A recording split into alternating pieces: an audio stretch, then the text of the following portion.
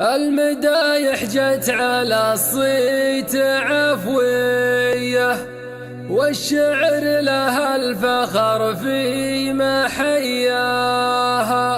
يوم خصتها القصايد خصوصية، ما مدحها غير من طيب مجناها، ما مدحها غير من طيب مجناها.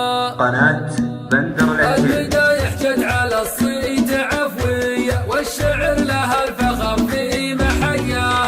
يوم خصتها القصايد خصوصية، ما مدحها غير من طيب مجناها. يا هيا وبيوت الأمداح مثنية، فيك جزلة القصايد كتبناها، فيك جزلة القصايد كتبناها. بنت شيخ يحتمي ما أقدم الهاية، سمعتها من طيب فعلها عرفناها. بنت بدد اليمين الرهاوية، ساعد كسب الجزاير من أقصاها. ورفاع مزبن الجلاوية، ساند من شحت سنينه ودنياها، ساند من شحت سنينه ودنياها. فاتح باب الصباح وعصرية، سمعتها بين العرب تاقها وعداها. لا تزاجت كالفعولة الحقيقية، وفيها قوة بعيدة حقاياها، فيها قوة بعيدة حقاياها. تعد حمالي وصيت الفخر حية، وهيا بنت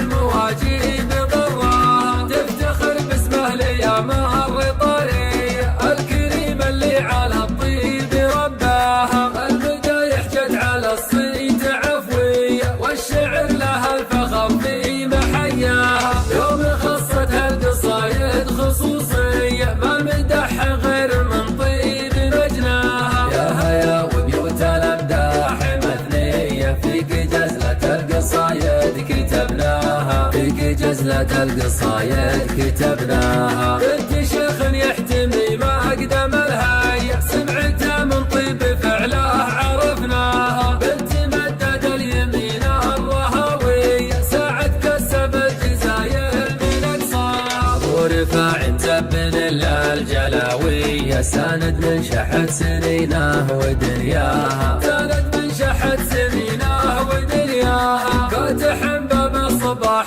وعصرية، سمعتها بين العرب تاقها وعداها. لا تزاجت كالفعولة الحقيقية، وفيها قوة بعيدة حقاياها، فيها قوة بعيدة حقاياها.